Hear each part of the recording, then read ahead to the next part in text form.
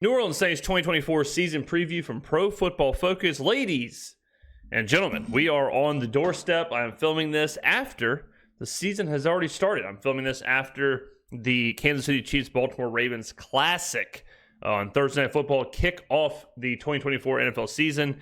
Make sure, ladies and gentlemen, you are following the Twitter. I always tweet during games. You'll find nuggets like this from last night where I correctly predicted that John Harbaugh would go for 2. And then, like someone said, how do you do it? I'm on a whole different level. Okay, so Pro Football Focus.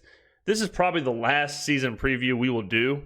We've probably done 40 Saints season previews here. So now these are two different hombres. The two Pro Football Focus guys we used to watch are gone pecan. All right, they're over at the 33rd team. So this is PFF Dalton and Tampa Bay Trey. All right, I got a feeling Tampa Bay Trey may be a little skewed. And I don't know if PFF Dalton is biased or whatnot, but let's see what these guys got to say. The Saints going 5-12, missing the playoffs. I have them going 6-11, missing the playoffs. Great start. This is going to be a fun 16 minutes and 18 seconds. All right, so we got these two guys who they are both predicting the Saints to do something they haven't done in 20 years. And one go 5 wins, one go 6 wins. Remember, last year, the Saints in a much worse situation. No ifs, ands, or buts about it. Pete Carmichael riding a unicycle on the sidelines. Ryan Ramczyk injured for the last, 6 games. No ability to run the football. Marshawn Lattimore injuries. Michael Thomas injury. Alvin Kamara suspension. Derek Carr first year in New Orleans, which he has said took a lot of just human toll on him, emotional toll, moving his family, finding schools for his kids, whatnot. All that, and the Saints went 9-8 last year. So if you believe the Saints are going to get 4 games worse, you better have a damn good reason. Because it cannot be that the Saints have a bad offensive line, because they had a bad offensive line last year. It can't be that you don't believe in Derek Carr, because Derek Carr was there last year. It can't be because of Dennis Allen, because Dennis Allen was there last year. It's got to be something more. And I keep hearing people say the Saints are going to suck because Dennis Allen and Derek Carr. What about last year? Because, and you may say, well, the Saints were ass last year. Well, they were ass with a 9-8 record. And for all these people who are saying the Saints are going to win 3 games or 4 games or 5 games or 6 games, where is the huge drop-off? There has to be a crazy big drop-off to go from being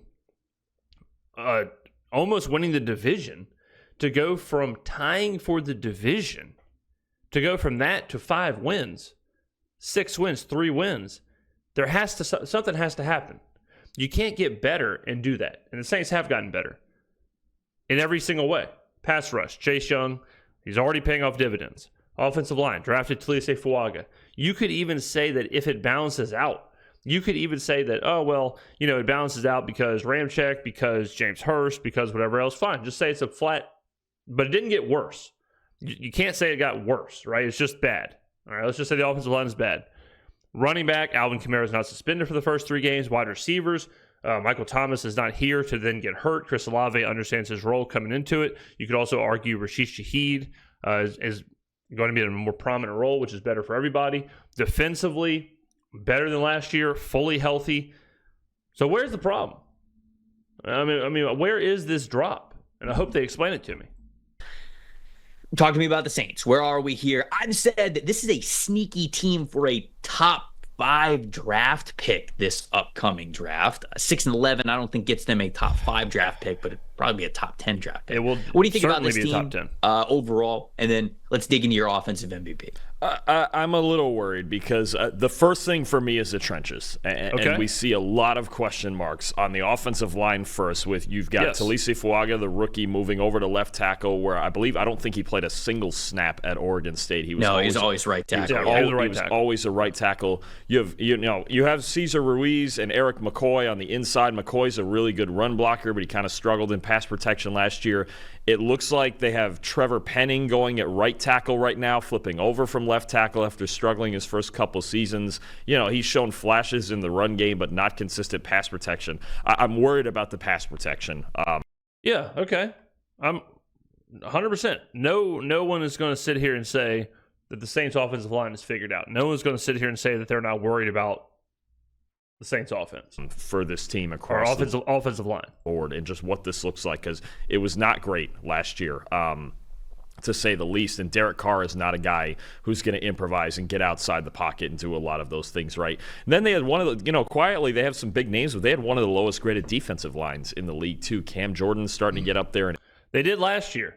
Very different. Again, this is what drives me crazy, is that everyone just says what we saw last year, but they don't acknowledge that the Saints also saw that last year. The Saints also acknowledge, yes, that was a problem, and that's why we brought in blank player. Yes, that was a problem. That's why we changed our entire offensive scheme. They just say what happened last year. And there's, I know, it's only a minute into this video, but a lot of the stuff that this guy's already said, 1, we know, 2, the front office knows, and 3, the front office worked to remedy it. Age. Right. Brian Brzee, their first-round pick from last year, I did some nice things as a pass rusher, but really struggled in the run game, and they just have had a hard time just rebuilding the youth. I think on both sides. I think they've tried on the offensive line, and I don't know that McCoy's been better. I don't know that Ruiz has really hit it right guard like they wanted him to. Some of the younger guys on the defensive line have really taken a while to get going, and they're trying to patch it together. But I'm really worried about this team in the trenches, and then I'm kind of worried about just in general what we saw. I know Derek Carr was better down the stretch, but what we saw from him the first half of last year, and just kind of even, it was just a lot of dysfunction too, right? It just seemed like the vibe was off with this team. And you look at their wins last year, Trevor, I believe the only team with a winning record that they beat, actually I don't even remember if they had a winning record. I'm not sure that they beat a team with a winning record. I think their best win may have been the Bears, and that's when they were starting Tyson Bagent at that point when Justin Fields was hurt. Actually, no, they beat the Buccaneers once. That's what it was. Their one win against a team. That's a divisional opponent, though. Right. You basically, those are coin flips anyway. Yeah, they split those 2 games. So they beat the Buccaneers once. I believe that was their only win against a team with a winning record. So. And that was week 17, so that was right near the end of the season as well, when you said Derek Carr was playing. Yeah, he was definitely playing better down the stretch, which gives you some hope. But the baseline for me for this team in the trenches, and we've talked about a few teams in our predictions where I'm a little worried in the trenches. It may be the Saints more than anyone that I'm worried about, because you've got, you do have a really good secondary to back end, and Demario Davis just carrying their front. I'll let this hombre go for a while there, but it's exactly what I'm talking about. Exactly what I'm talking about. Derek Carr, he actually said the vibes were off. That was part of his analysis. This is Pro Football Focus. And he said the vibes were off. Hey, brother, breaking news. Mickey Loomis agreed. And Mickey Loomis told all the vibes to pack up their stuff and get the hell out of the building. Those vibes included Pete Carmichael. Those vibes included Ronald Curry. Those vibes included Michael Thomas. See ya. Bye. Put an egg in your shoe. Step 2, beat it. Okay? You don't think, it's such an easy equation. You don't think that possibly the vibes were off to start the season because Derek Carr was in a completely new environment. Derek Carr had just moved here. Derek Carr didn't know any of his teammates. Derek Carr was just learning the offense. And Derek Carr has admitted multiple times that the change was harder than he thought. Not the change of the offenses, but the change of going from Las Vegas to New Orleans. The change of moving his family. The change of finding a new church and a new school, and his wife to find friends and all that stuff. That took a toll on him. Add into that Pete Carmichael was there. as far as like why there was dysfunction, why there was, vibes or whatever. And I know these guys, I know it's only 3 minutes into the video for them, but it's just it's almost like being like, yeah, I don't know about the Bengals. I mean, they kind of struggled offensively down the stretch last year. Their passing game wasn't great. They really just weren't very dynamic. So I think the Bengals will struggle this year. And it's like, well, Joe Burrow wasn't playing. You don't think that will remedy the situation? Saying something that we all know was a negative last year that was remedied over the offseason, I just don't see what good that does you for a season preview. If you want to do a season reaction and change the title to 2023 season reaction, then everything he's saying is fine. But as far as a season preview, it's not clicking. 7, but I'm concerned. There's some skill on this team. Alvin Kamara seems to not age. My offensive MVP is Chris Olave. I think very quietly, he's one of the best receivers in football, and an identical 82.9 receiving grade in each of his first 2 seasons in the NFL. Yep, which Pro Football Focus, which we've already covered, would put him in the top 8, I believe, of the start to a career in NFL history.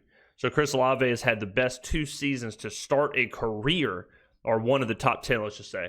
One of the best top 10 starts to a career for a wide receiver in NFL history. NFL, that's really hard to pull off, honestly. And he's just a spectacular route runner, first of all, in great hands. He's just that chain mover, right? And over the last 2 years, a 95.5 intermediate receiving grade between 10 and 19 yards. That's second in the NFL behind Brandon Ayuk. So, look, Olave is... Well, it's also what we keep saying, where it's a perfect scheme fit. It's funny he said Brandon Ayuk because that intermediate, mid to intermediate passing tree, that's what the 49ers offense does. That's what Clint Kubiak will ask these guys to do. We've talked about it a million times. Clint Kubiak will not ask the Saints wide receivers to run these like deep, slow, long developing routes. He will not ask Derek Carr to sit in the pocket for an extended period of time. They will be those short intermediate routes. So the fact that Chris Olave is really good at that is really good for us. And the fact that number 1 out of 2 is Brandon Ayuk from the system that we are going to see implemented in New Orleans is just indicative of how perfect that scheme fit is a number 1 type guy that you want to build your offense around, right? And they're trying to find who's filling in that wide receiver 2 role. They never got Michael Thomas back. They've got this weird shuffle at tight end where it's like Taysom Hill's kind of a tight end, but he's also Taysom Hill. And, you've got Jawan Johnson there, Foster Moreau. Olave carries this passing game to me, along with Kamara taking all the checkdowns and doing what he does after the catch. He's to me their best offensive player, pretty clearly, and I think he's only going to get better as long as the situation around him gets better. But especially in that intermediate range, he's a really, really tough cover.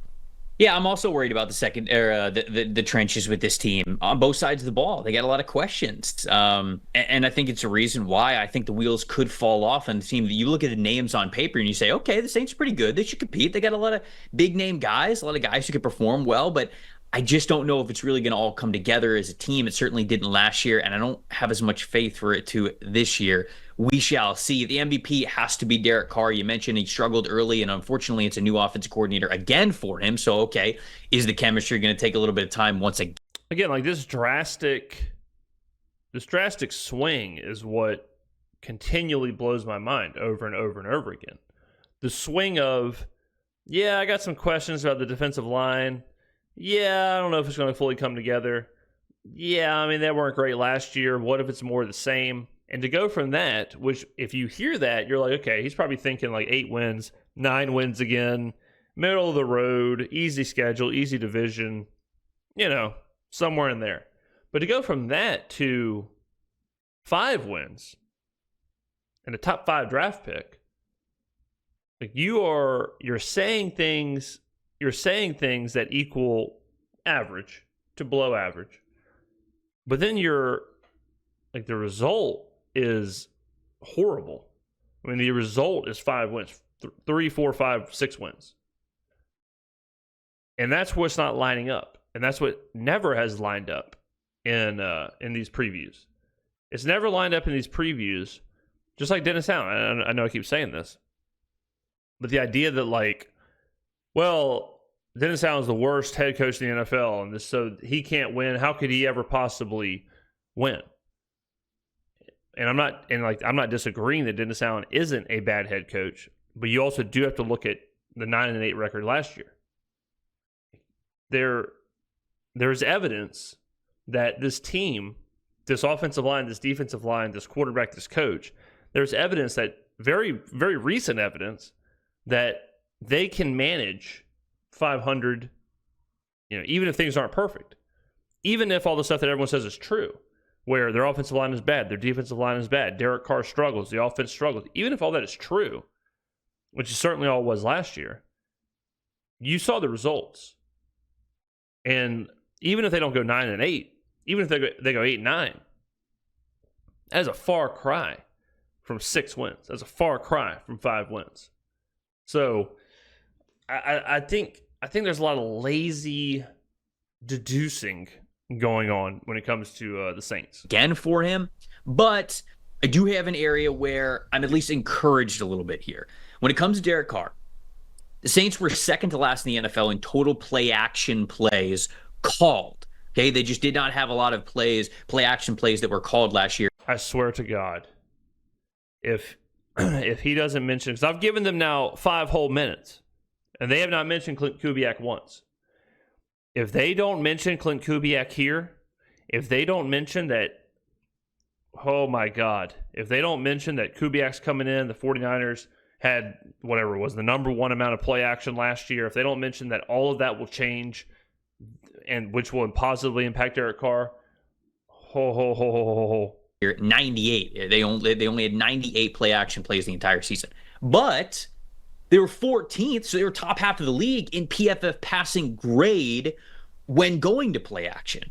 Niners offensive coordinator, so their new offensive coordinator is Clint Kubiak, and he was with the 49ers last year as the quarterback's coach and sort of like offensive, like pass game coordinator, if you will. The Niners weren't much better than the Saints. They were 27th in total play action calls. I think they were at 133, but they were number 1 in the league in PFF passing grade when going to play action. So this is an area where not only do I think the Saints can run more play action, I think they can be even better when executing. Play action. Okay, let me talk about this. I think, and it's not, I mean, it's a blanket statement here, but I think you can lump in play action with like pre-snap motion. I don't think you have to literally do play action to get the benefits of play action if you do enough pre-snap motion, which the Niners do a ton of. So don't let the 27 number scare you off the idea that there's not going to be pre-snap motion or creativity before the play. So like I said, play action is built upon misdirection, is built upon, the exact same thing that we see in some of the pre-snap motion. Executing it because it was such a mainstay of what made Brock Purdy as successful as he was, keeping the defense honest in all facets when you look at Clint Kubiak's time in San Francisco. So I think he's going to try to take that to the Saints, and I think it's going to be a little bit more play action that we saw from them compared to last year, and I think that will help this team overall, but it's just all on Derek Carr's shoulders. It has to be. Isn't that crazy, though? Like, up until now, all we've heard is the vibes were off. All we heard is, I've got some questions about the offensive line and defensive line. All we heard is, a bunch of nothing, a bunch of just like in the air vibes. Then the one thing that they quantify, is that Derek Carr was really, really, really good. Or I guess the two things they quantify was Chris Olave is really, really good in intermediate routes. And Derek Carr was really, really, really good when the Saints did go to play action and use pre-snap motion. Then they quantify that to say, well, actually, Chris Olave is going to be asked to do exactly that in this new system. And Derek Carr is going to be asked to lean into what made him good last year in this new system. So the two things that weren't reliant on vibes or, well, I've got a question about this or whatever, the two things that you can actually point to and say, here is an actual way that schematically the Saints will be different. Which, again, don't you think that remedies the dysfunction and the offensive problems? Don't look at me like that, Dalton. Don't you think that remedies the problems that we saw that they talked about at the beginning of last year? They just mentioned dysfunction on the offense. Offense was stale. Offense was this, wasn't moving the ball, whatever. And then they give you 2 examples of how the offense will not be stale, how the offense will not be dysfunctional. But they don't give the Saints a positive bump for that happening. They give the Saints a 4-game regression for that happening. Defensive MVP. Mine is Demario Davis. I'll just say that because you already brought up his name. I mean, he is truly the centerpiece of that entire defense. 89.6 overall grade in 2023. That was the second highest of his career. Dalton, he's 34 years old. I mean, this man is ageless. Demario Davis has been doing this for so long, and last year was the second highest overall grade of his career. Incredible what he was able to do. 7th straight season of an overall grade of 70 or above. So what I think is LOL whenever people are like, well, the Saints are getting older. It's like, well, what does that even mean? Like, what does that mean? Because Demario Davis, like this guy just said, had the second best year of his career. So I would rather Demario Davis with a 90 grade who's 34 versus a 27-year-old Demario Davis with a 75 grade. I don't care how old he is. My MVP of the defense is Chase Young because in today's NFL, it's so imperative, it's so important that you can rush the passer. If you can't rush the passer, it's hard in today's NFL. Chase Young, if he's successful, that means probably the rest of the defensive line is successful because it's a domino effect.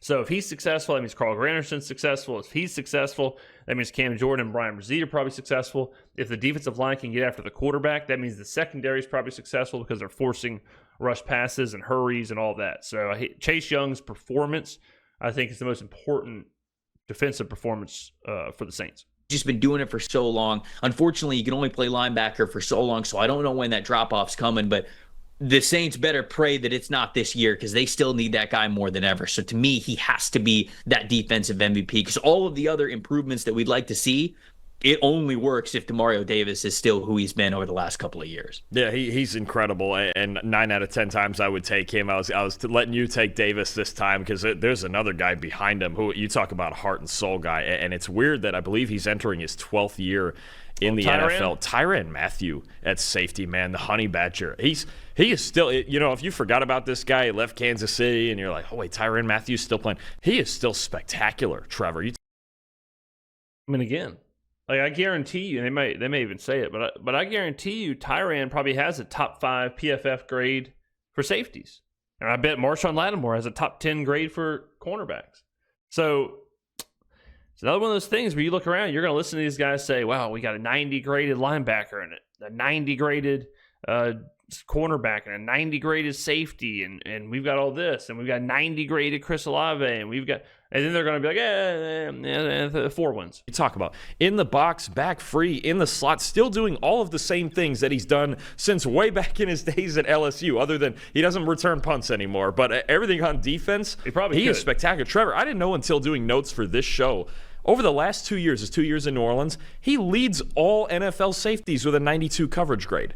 He's still one of the best players in coverage in the NFL. That's awesome. And what it's become now is, he was an elite athlete, and obviously some of that goes away as he aged towards your 12th season. But he is so, I don't know that he ever got enough credit for how smart a football player he is, right? And just the incredible football IQ that he's always had since way back in his college days, playing in the slot. Now, gets to the NFL, playing safety, slot, Cardinals, Chiefs, different teams, Saints. I'm probably losing track of all the teams he's played for. And he just continues to get it done at a superstar level. I believe he's got 34 career interceptions.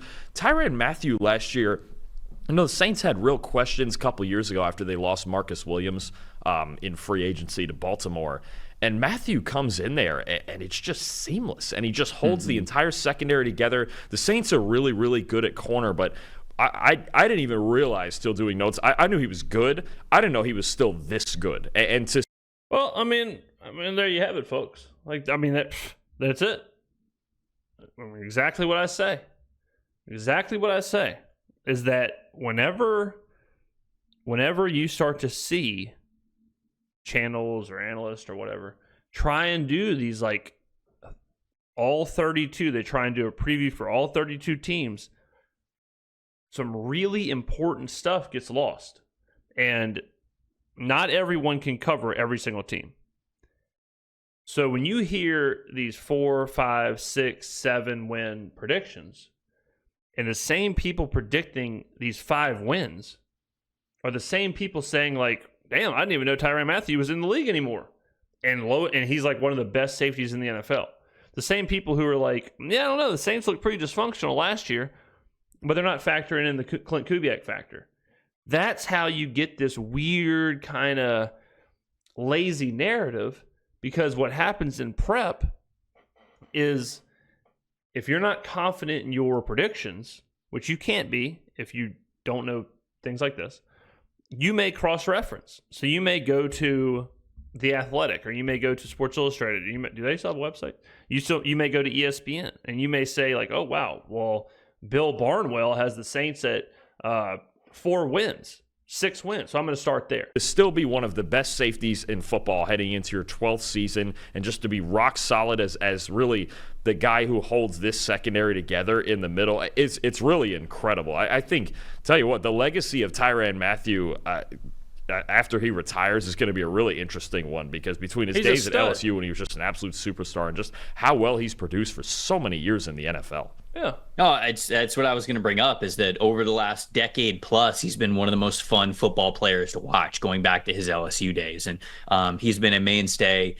And the list of incredible, impactful, fun NFL players to watch, again, like over the last 10 years, I mean, Tyrann Mathieu's name has been near the very top for almost all of it. My breakout player, I'm going to go with wide receiver A.T. Perry. You talked about Chris Olave and how great he is as a wide receiver 1. I think that he is a stud for them at the very top of that depth chart. They've got Rashid Shaheed as well, who I won't say too much on because I know you're going to talk about him in a second. But I think Rashid's got to be the breakout player. He's being asked to do so much more, not just special teams, but to be the true number 2. So much relies on him, how he's utilized. So he would be like my young breakout offensive player. I think that A.T. Perry is kind of going to be a breakout guy as that third receiver for that group. 69.8 receiving grade on 68 snaps this preseason.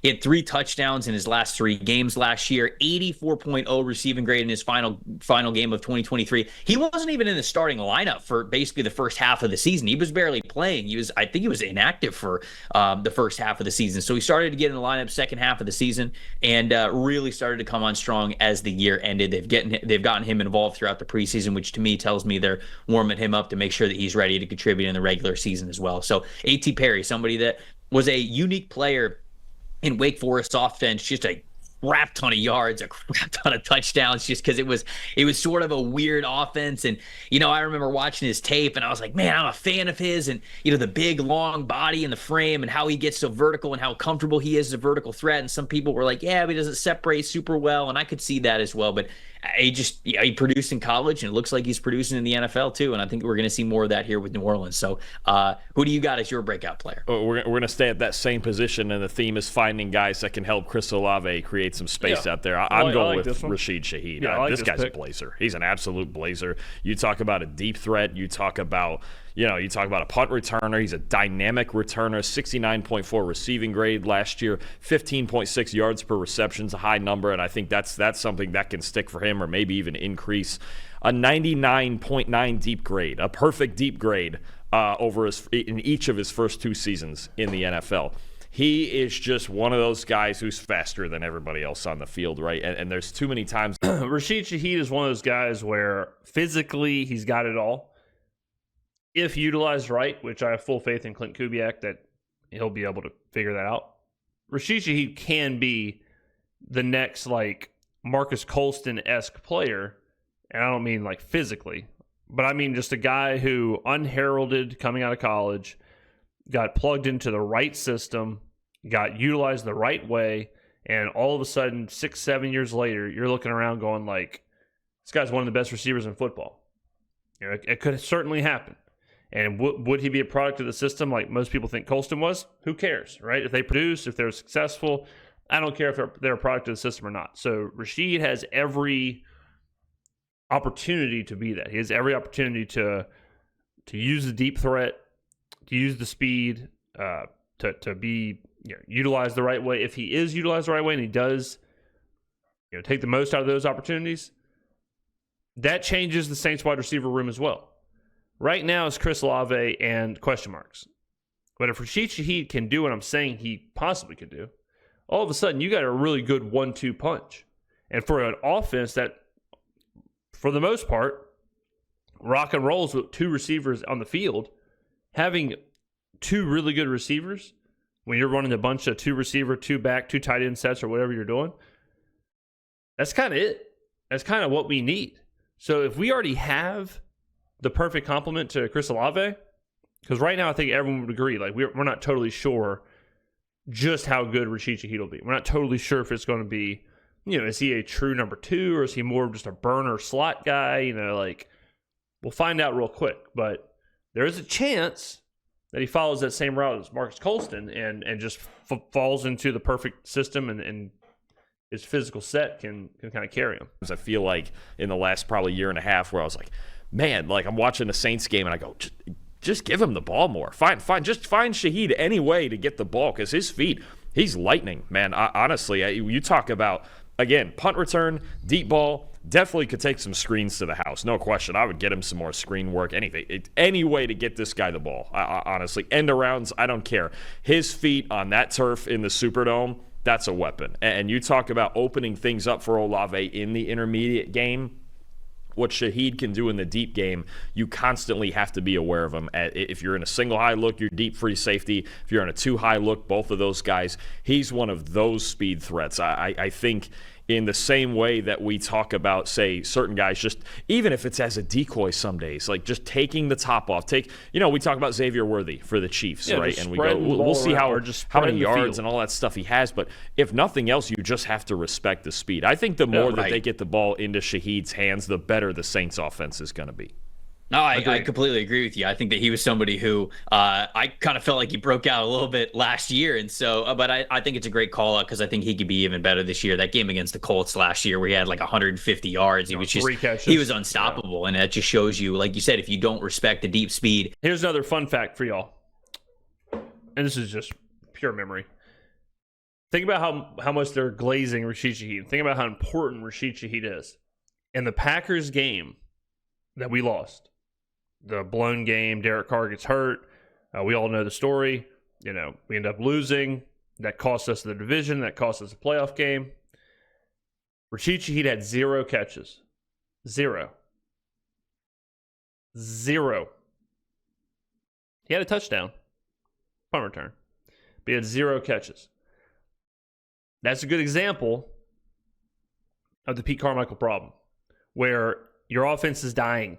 You have not scored points in the second half. You have to stop Green Bay. You are losing the game. You're bleeding out the game.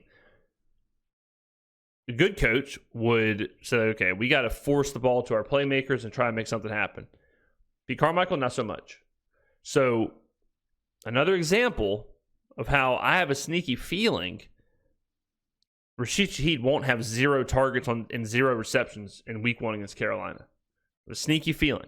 Especially in a game where he returned a punt for a touchdown, showing you how dynamic he can be. So, another example of the difference of last year and the dysfunction and the bad vibes, as they would say, in this year. He'll absolutely burn you, and he can do it with just a couple of catches. So that's something that you always got to pay attention to. Best rookie has to be. Yeah, it has to be Talise Fuaga. Yeah. It has to be.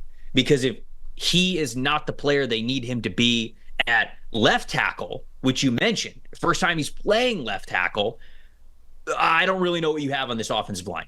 Yeah, if Talise Fuaga is really bad, if he's just Trevor Penning 2.0, yeah, it's gonna be a real big problem. Teron Armstead there, even Andres Pete is gone. Trevor Penning hasn't played well. Ryan Ramchik's out for the year. Like this all of a sudden becomes one of the most worrisome offensive lines in the league of Talise Fuaga. Yeah. And it's kind of unfair expectations to put on his shoulders, to be honest with you. But they have no choice at this point. He has to be reminiscent of what he was at Oregon State because his PFF grades at Oregon State, all 3 years that he was there and contributing, were really good. I think he was in the high 80s. Yeah, I mean, he didn't give up a sack his senior year. His sophomore season, he was over elite 90.6 grade, I believe was his overall grade last year. I don't say it. It's not going to be elite. We know it's not going to be elite, but he's got to be one of their best offensive linemen this year, or the Saints are in trouble. I liked Fuaga a lot. He was a top 15 player for me in the draft, so I've got a lot of faith in him. But moving from right tackle to left tackle, we'll see once regular season speed starts to become a regular thing for him. 66.6 preseason grade this past preseason. So to me, Dalton, he has to be their guy. He has to be one of their best offensive linemen this year, or they're in trouble. Yeah, I agree. This is the easy pick, and I think where the adjustment could at least be a little bit easier for him is in the run game. He led. Yeah, he's doing the exact same thing in the run game. So another perfect system match. All offensive linemen in college football last year in run blocking grade. He's simply, you could see it. He was the best run blocker in college football last year, and really, you could argue over the last 2 years. And I think something that makes it easier is Clint Kubiak being their offensive coordinator. You talked about all the play action stuff and all of, if Clint Kubiak just... again, you're talking about like Saints, what was their problem last year? Could not run the football. How do they remedy that? One, getting Clint Kubiak, who wants to run this like wide zone run scheme, which is way more successful than just halfback lead. Oh, and we drafted... what was another problem last year? Offensive line. How do we remedy that? We drafted the best run blocker in the draft. Highest graded, whatever, elite pass offensive lineman in the last 2 years. Just like his dad, Gary, just like the entire Shanahan tree. If he's going to have a lot of zone run schemes in his offense and that's going to be the foundation, that's all they ran down there at Oregon State, honestly. And Fuaga he became the master of it. You could just see him mauling people, reaching off of the edge, getting to the second level, just hammering linebackers when he got up to it. Talisi Fuaga as a linebacker from that perspective, well, that's one of the scariest players in football coming at you. So I do think there should be an easier adjustment in the run game if that's what the foundation of this run game is going to be. Which it will be. Yeah, no, it's going to be a question about the position switch and the fact that they so desperately need him. Really, you could argue they need him to be their best offensive lineman right away. Yeah, obviously that's tough. That's a tough adjustment. Right. But, if he's just the same as Eric McCoy, as long as 2 or 3 of these linemen can figure it out, like if McCoy, Ruiz, and Fuaga combine for like 75 to 80 PFF grades, then we're fine. We're totally fine. They have to get between him and Trevor Penning on the right side. Their entire season, you could argue, hinges on these two guys. I thought when you were using the words Talise Fuaga and linebacker, I thought you were saying, picture Talise Fuaga as a linebacker, and I was like, yeah, that's also terrifying. Honestly, if he took off 30 to 40 pounds, he probably could. He could probably do it. He is a really good. He can move really well. He's a really good athlete for his size, and him getting on the second level in that zone game at Oregon State was one of the most fun things to watch in the country last year. Well, how the hell that was it? That's the whole thing? Well, y'all didn't... How, in the first 10 seconds, it was a 5-win team and a 6-win team with a top 5 potential pick. And then we spent 15 minutes talking about how great the Saints are. How many 5-win teams do you think have 90 graded safety, 90 graded linebacker, 90 graded defensive back, arguably the best offensive line, rookie, new offensive coordinator, better system? It's not adding up. And the whole thing, all off season. Like I said, I think what's happening is you're getting people who are cross-referencing. They're all cross-referencing the same rankings. They all see the Saints in that 5-win world, because whoever did it first put them at 5 wins. But then once they actually break it down, like if I wouldn't have listened to the first 30 seconds and I would just play this video and guessed, I would have said, damn, they might have the Saints winning the division. They might have, you can't really say that about, you can't say what they were saying about the Saints about the Falcons. They were kind of glazing the Saints. And they left out some of the biggest parts. They left out they left out a lot of the Clint Kubiak stuff. But to listen to all this and then say oh yeah, they also think the Saints are going to go 5-12. So wait, what? How? What happened? What do you mean? 5-12 after all that? I don't think so. I've said before, my prediction, I think the Saints will be in that 8, 9, 10 win world. Super best case is 11 wins, but I'd be comfortable and confident saying the Saints are a 9-win team. I certainly did, because I bet the Saints to win over 7.5 games. I also bet Chris Olave to have over 1,025 receiving yards. Covered all that in a video. If y'all missed it, go watch it. I don't know. I think they've swung way too far. Way too far. I mean, you look at the Jets last year, 7 wins with the quarterback play that they had. You look at the Bears last year, 7 wins. Like it's difficult to be 5-12.